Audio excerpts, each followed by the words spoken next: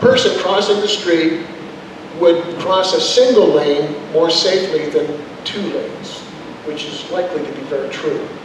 And it's also, they want to slow traffic down, so it's a single lane. And I think very candidly that I know myself, I see some negatives on this. There are some positives in terms of safety. Turns out a person hit at 20 miles an hour by an automobile has a 5% chance of fatality, and at 40 miles an hour has an 85% chance of fatality. So indeed, slowing traffic down would make it safer, and apparently we've had some fatalities or at least some serious injuries on those 2 streets in downtown Holyoke. And this is intended to solve it. It's an $18 to $20 million project, and they want it to start in, I think, 2029 or 2030. They've offered a variety of proposals, and I don't have the ability to show you those pictures, but they're clearly designed by somebody that's very good at the computer, but I'm not sure they're very familiar with our streets. And there's issues that really need to be resolved. Now, they did have 2 public meetings about this, and I attended one of them. I apologize, I didn't attend them both, where they did allow people, or ask people to make recommendations and things like that. But I don't know how much they heard and how much they're following the guidelines. And again, this gets back to the manual and uniform traffic control devices. For example, 2 of the intersections that we have lights on both High Street and Maple Street, don't warrant a traffic signal. They warrant a stop sign. So one of the changes will be to move all the traffic signals and replace 2 of them at least with 4-way stops in going through town. The other question they don't know how to deal with right now is there's a number of deliveries on those streets, and trucks pull over, and certainly FedEx and UPS and the Postal Service pull over. And how do they handle that if they're trying to separate bicycles and sidewalks and automotive traffic? And I also, it was brought up at the meeting, have any of you seen anyone riding a bicycle in the city streets? Yeah, I have a lot. And now they have them electrified, they're really zipping around. So the concept is good on paper, like many of these concepts are, but I think that if we were to encourage the city to do something with the people, it's to become involved a little bit in this project and others like it, because it could mean a large improvement in the city, but it could also be kind of add some difficulties to traveling. The complete streets build and sustain local economies by saying it is estimated that bicycle and pedestrian projects produce 9.6 to 11.4 jobs per $1 million spent, compared to only 7.8 jobs created by road-only projects such as resurfacing. Smart Growth America found that 6 out of 7 communities reported increases in businesses after complete streets projects, and 2 communities also reported increased retail sales. For example, the city of Lancaster, California invested $11.5 million for redesigning streets in downtown, which attracted $130 million in additional private investment, resulting in almost doubling of tax revenues, $273 million in additional economic output, and created 48 new businesses and 802 permanent jobs. Moreover, retail sales also skyrocketed by 96%. Well, those are good statistics, and I'd love to see them happen here in Holyoke. And if you look at what Northampton was able to accomplish, they went from I don't live here long enough to know what Northampton was like prior, but they've done a good job of putting retail and foot traffic on that street. I think is it Pleasant Street? Is it Main Street, where it turns and goes up to Smith College? But if that was to occur here in Holyoke, that could be a very, very good thing for us. So I asked the woman in charge of the thing, if there is an economic payoff, how did they judge it? What did they use as the idea of where the economy would be improved by this complete street? And she said, well, it's obvious. I said, okay, but what numbers might have been used in doing that calculation? And she was very disgruntled by my questioning, because I think, frankly, that is not at all a part of their thinking. I think their thinking is very, very significantly on safety, which is not, it's not nothing, but it's not what people talk about when they try to sell you on the idea of a complete street. So a complete street would have divided functions across from the buildings here to the buildings there, the sidewalks, bicycles, buses, cars, buses, bicycles, sidewalk. And what it means is we go from 2 lanes to 1, and there's a whole bunch of questions I had about that. So that's the complete street. Right now, the mayor has indicated to DOT that they're very much in favor of, they've proposed 5 different looks. They like look number 1. And you can look it up. It is on the DOT Mass website under projects. They show you the 5 scenarios, and scenario 1 is the one that apparently City Hall has thought would be the best for us. If you want to get involved, which I would encourage again, find out when the next meeting is. It's not scheduled, but they're supposed to have some additional public meetings, and they're supposed to take information in and use it to guide this. Now, for example, we have that one section on Maple Street where there's the Mass Health is there, the Department of Child Services is there, there's something else. It's just very, very congested all the time. If you've ever tried to travel down Maple Street, it's kind of a crazy area. You know about that. Okay, well, I'll give you the microphone in a minute. Just a quick question. Yeah. Some people on the council have priorities of discussing. For instance, the traffic light across the studio park was knocked over by a car 3 or 4 years ago at Children's Crossing here from Studio Park. And we've been, I know Kevin and myself, we've been trying to get a stoplight placed there, and just the city government just seems to go so slow. So the comment is, some of the changes are not even changes, they're just repairs. For example, a stop traffic signal got knocked over and has been knocked over for 4 years without being repaired. And very frankly, that goes, I believe, to the budget and the cost of doing the repairs on our roads. I think if you have a section of road with a lot of roughness to it, and not surface roughness, but it's caving in and it's undulating and cars, shock absorbers get stopped, I think you probably have to dig down, replace the foundations, and then put the paving on top, which is a very much more expensive change than just running another 2 inches of asphalt over the top. I'm not a road guy that way, but it just strikes me that when I've seen repairs being made that last, they tend to be more than just a surface, because that does last, but it lasts usually 5 to 7, maybe 8 years.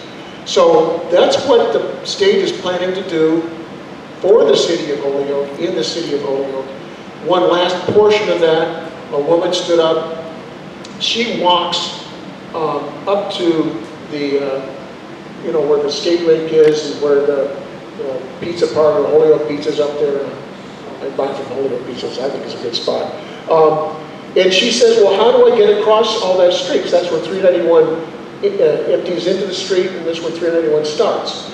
And they don't have a good answer. They want to put a roundabout there, and so she would have to walk not just across the street, but all the way around, and she would have to climb some stairs. So I think that no change ever satisfies every need or every person. But I think that these changes are relatively large, and they could have a strong influence on the direction that the city grows over the next even 30, 40 years, because the traffic flow and the traffic patterns will be altered by these changes. That's my topic on roads and travel, and I was hoping to have Officer Summers here, and I don't believe he has arrived. So with that, the public safety, all I can tell you is my conversation with him, and I mentioned that at the very beginning. The city is involved in a number of things. The shot spotter apparently is working pretty well. The city is involved in trying to go after drug users or drug sellers. There's, of course, a homeless problem in town, and the city is, the police are aware of it, and they've, in a couple instances I know about, they've gotten the areas cleared out.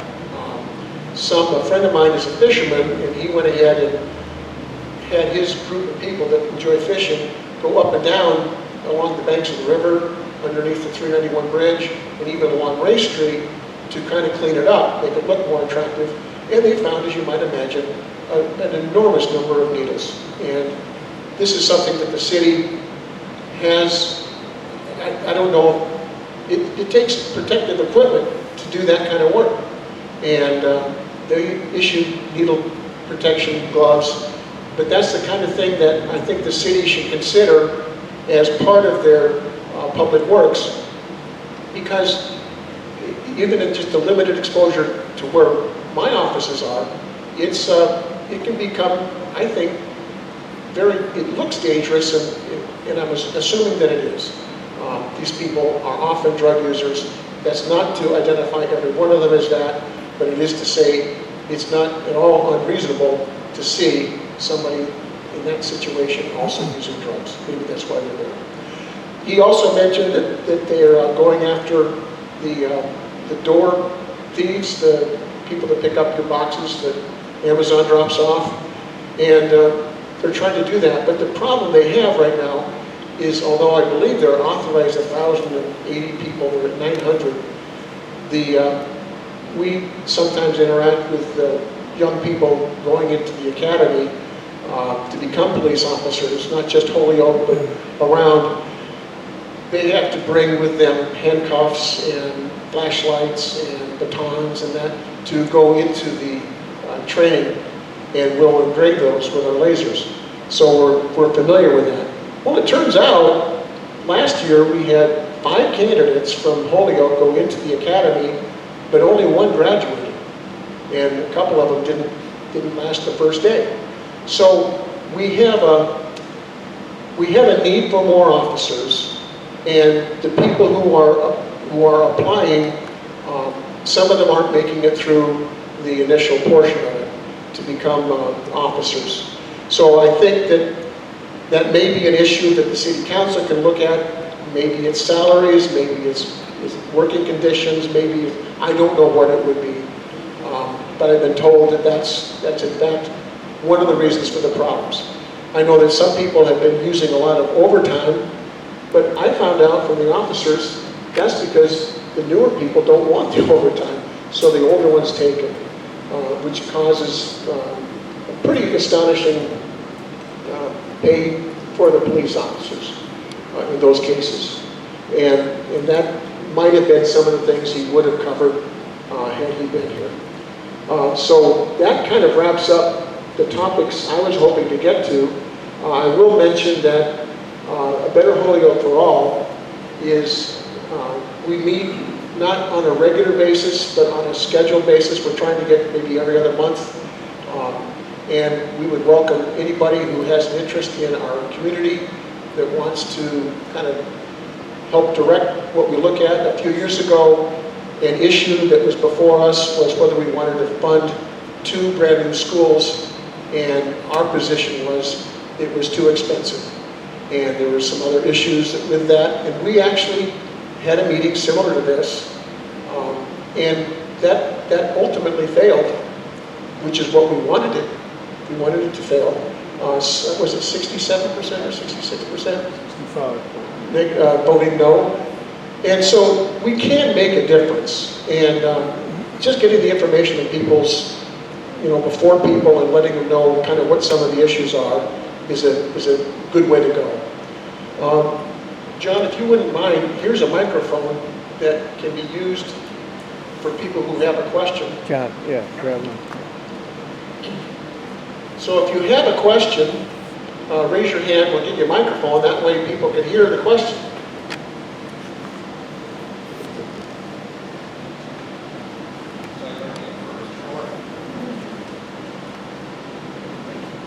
Kristen, I have a question for Kevin. But I actually have 2. My first one is you didn't really get to this in the city council meetings, but from a scale of 0 to 10, how sure are you in those unreconciled years that there isn't waste, fraud, or abuse? And then my second question is, I think Councilor Sullivan pointed out at last night's meeting that the range for a treasurer is 120 to 150. Where would you be at in maybe going on the higher end and looking for like a Wharton grad or a Yale grad or an HBS guy who has like some theory behind him? Because you did talk about getting the treasurer done right first, right? Finding the person that may have the wisdom to have our store perform better. So what would be your thoughts on doing something like that? Right. Kevin, hold up, we know who you are. Oh, that's Chris. Oh, I'm sorry. I'm Christopher Dunay. I'm the new kid running in large race for city council. Absolutely, thank you. Who I got to meet today. So Yes, we got thank to you. chat. Yeah. So welcome, Chris. So I'm gonna probably have you restate the first question, but I want to address your second one about the salary range. Is yes, I mean if that's what it takes, then that's what it takes. If we need to pay 125 to 140 to have the treasurer that we need, no problem. You know that's money well spent. That's what we need to do. I think everybody sort of anticipated that when we went to an appointed treasurer, that the salary that's currently approximately $90,000, there's basically it's like 85 plus an additional stipend that's for serving on another board, is going to have to be there. But again, if we get the candidate that we need, then it's money well spent. The key is getting a qualified person in this role.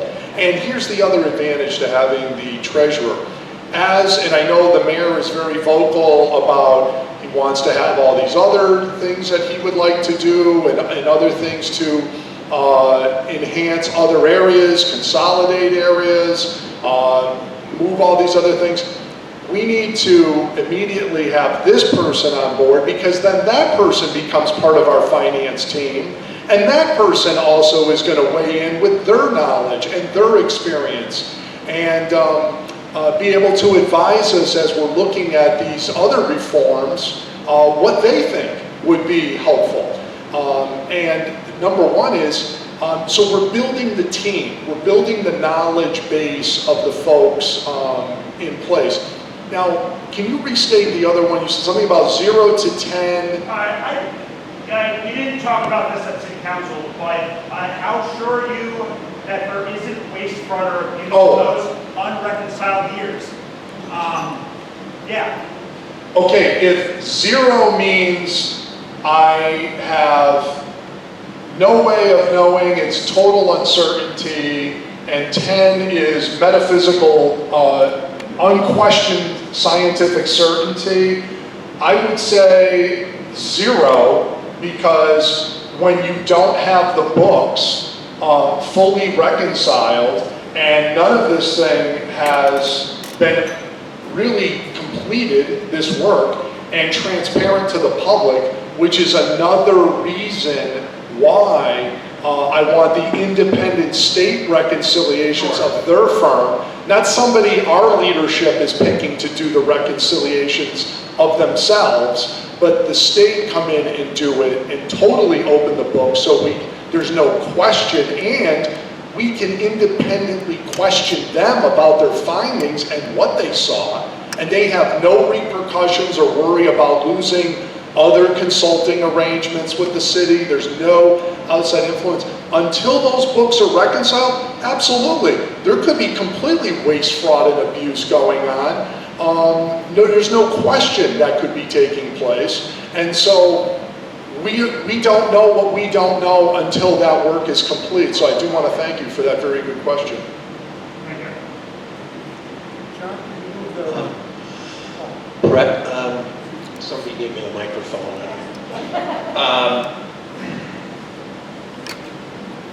Appleton Street, 2 bridges, closed.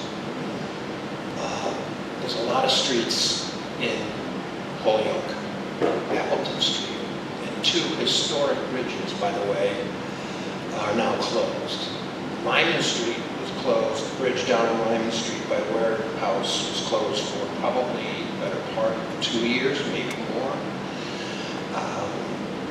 I think if the state wants to improve High Street and Maple Street, the inspections that are required by Mass DOT should take place on a regular basis. The damage they're saying that occurred to those bridges didn't happen in 2 years. And I don't know who in the city of Holyoke is responsible for that. If there is a party, I do know that Mass DOT requires that all bridges in the state be inspected every 2 years. And so my question, or my statement, I guess you might say, to the council and to the city and the DPW is to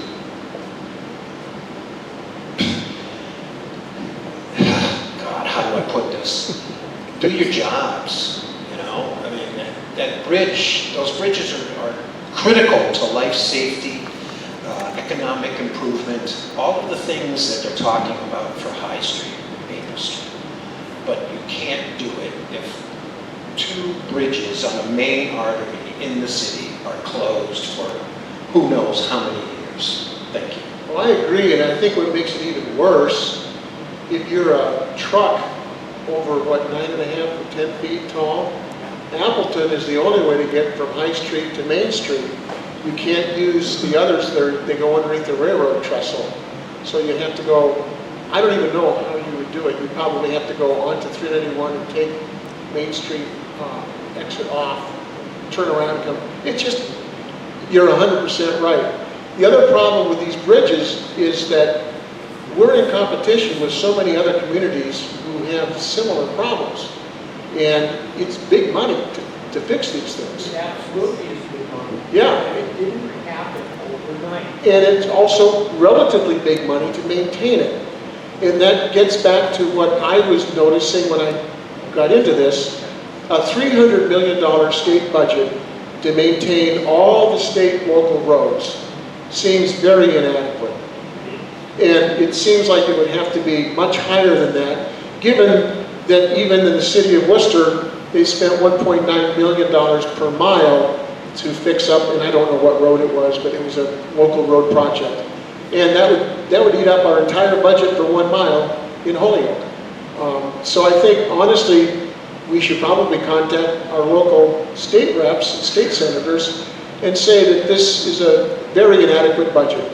300 million should be multiplied by maybe 10 so that we can actually get some work done and get the streets good. And you know, the last thing, and this is a personal opinion of mine, when you go into a town and the roads are nice and you just think better of the town. Now we're trying to sell our homes, we're trying to get people to come in.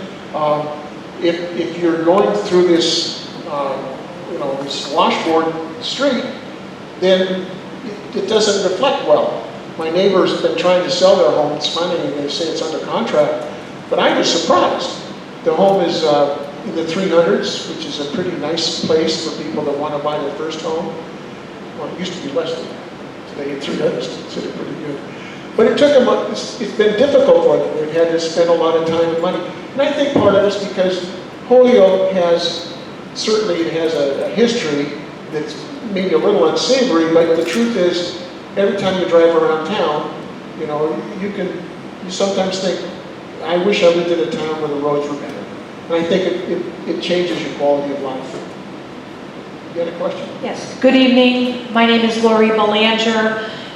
Thank you for this presentation tonight and everybody coming out. To the treasurers, I'm going to just offer some of my thoughts and then follow up with a question. Does the city being behind and kind of in a fire sale right now, does that affect setting the tax rate in December? I haven't heard where that has been in the queue. And I have not seen the city council. I just got back from vacation. I'm getting caught up on one meeting. The update so far is that the city can still go forward with the tax rate setting for this year. That was the update we received last night. We'll see where that goes. At this point, the tax classification hearing is going to be scheduled for mid-November. Let's hope that all goes smooth, but we'll see when the tax rate actually gets set. Again, had we had access to free cash, that could have been applied to what is ultimately determined to be the levy, which means whatever rates are going to get set are going to be that much artificially higher because we can't do any levy relief in form of using past money. So that means another year yet again, taxpayers are going to have to pay higher rates than they should have to. Okay, thank you for that. As we move towards developing the treasurer position and having a qualified treasurer, my hope is that we can truly get a qualified treasurer, because after this upset, who would want to come into this? As we're talking about salary and qualifications. That's a consideration.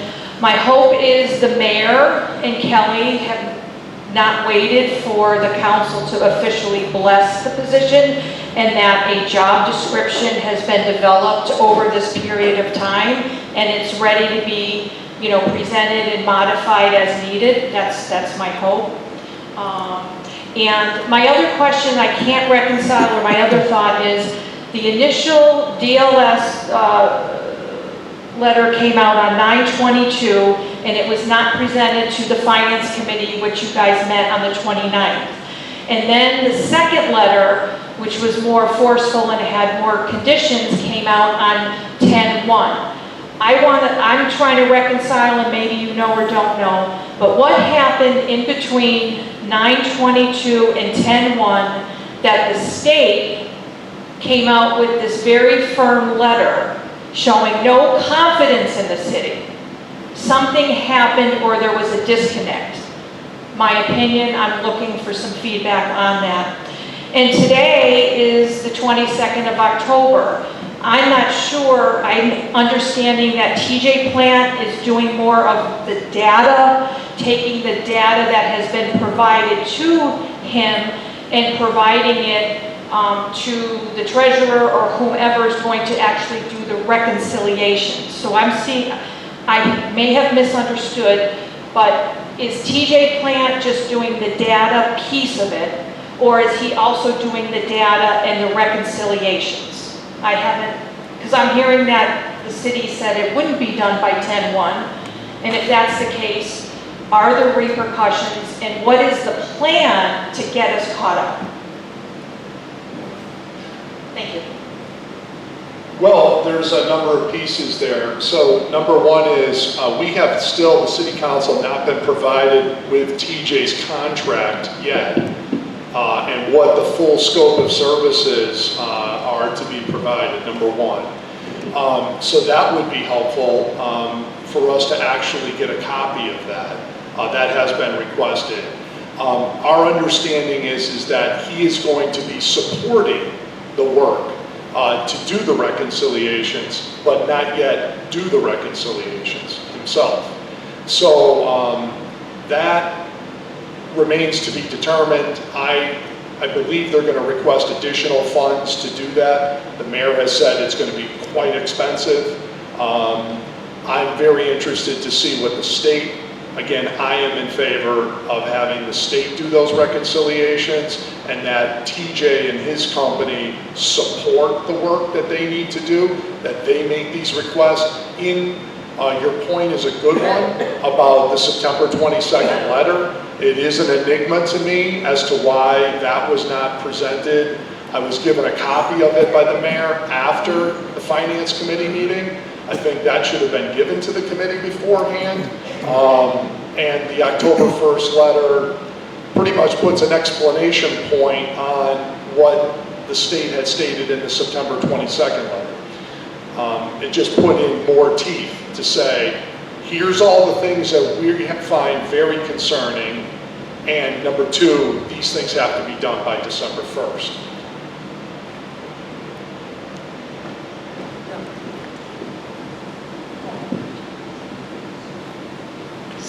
Hi, So I need a little bit of information about what makes this meeting nonpartisan.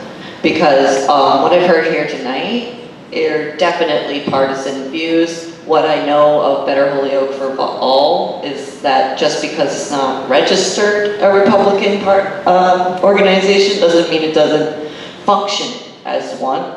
And you yourself are registered with the Republican Party, as are many others in here. So I need to know more about what makes this a nonpartisan event, because what I've heard tonight is definitely partisan. We're celebrating removal of encampments where people are living. We have a lot of very one-sided information on the financial situation, and I just don't find it very objective. Thank you for that. I think what makes something nonpartisan is different from what makes something either liberal or conservative. There are people who have a view toward how money is handled, or have a view toward, you mentioned encampments. Very honestly, my guess is you would not encourage people to live in encampments outdoors in a tent.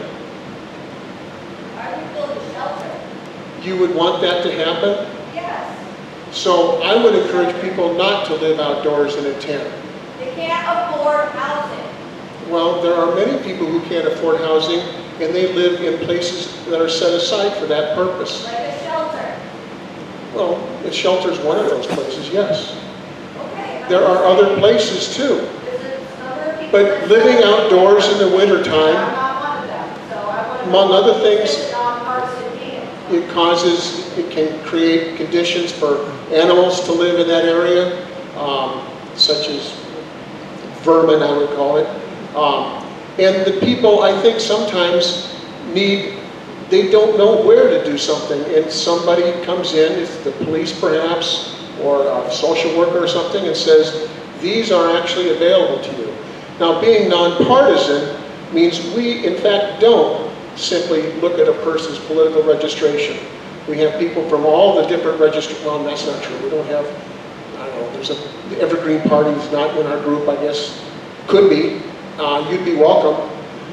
The thing is, we want to bring up topics that are germane to the thinking of this group. And I think some of the people who are here tonight are also interested in these same issues. That may mean that they look at them differently from you, but they are interested in those issues. And certainly your point is, I understand your point, but I also believe that there's a place in this world for a group of people to have a perspective that differs from yours.